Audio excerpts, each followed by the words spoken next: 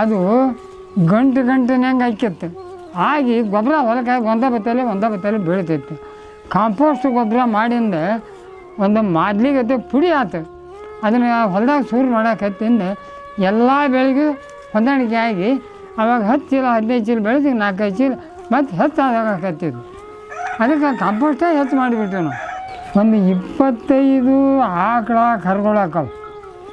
ಆಮೇಲೆ ಒಂದು 10ರಿಂದ 15 ಕುರಿ ಅದಾವೆ, ಒಂದು 50 ಕೋಳಿ ಹಾಕವು. ಕರುಗಳು 2-3 ಅದಾವೆ. ಅಷ್ಟು ಗೊಬ್ಬರನೂ ಕಾಂಪೋಸ್ಟ್ಗೆ ಹಾಕ್ತೇವೆ ನಾವು. ಕಾಂಪೋಸ್ಟ್ ಹಾಕಿಂದ ಆ ಕಾಂಪೋಸ್ಟ್ ಹಾಕೈತಿ ವರ್ಷ ಒಂದು 5-6 ಟ್ಯಾಕ್ಟರ್ ಗೊಬ್ಬರ ಹಾಕೈತಿ. ಆ ಗೊಬ್ಬರನ ನಾವು ಹೊಲಕ್ಕೆ ಒಂದು ವರ್ಷ ಈ ಕಡೆ ಹಾಕ್ತೀವಿ, ಒಂದು ವರ್ಷ ಆ ಕಡೆ, ಒಂದು ವರ್ಷ ಈ ಕಡೆ, ಒಟ್ಟು 2-3 ವರ್ಷ ಅಂದರೆ ಎಲ್ಲ ಹೊಲನೂ ತುಂಬ್ಕೊತೇವೆ.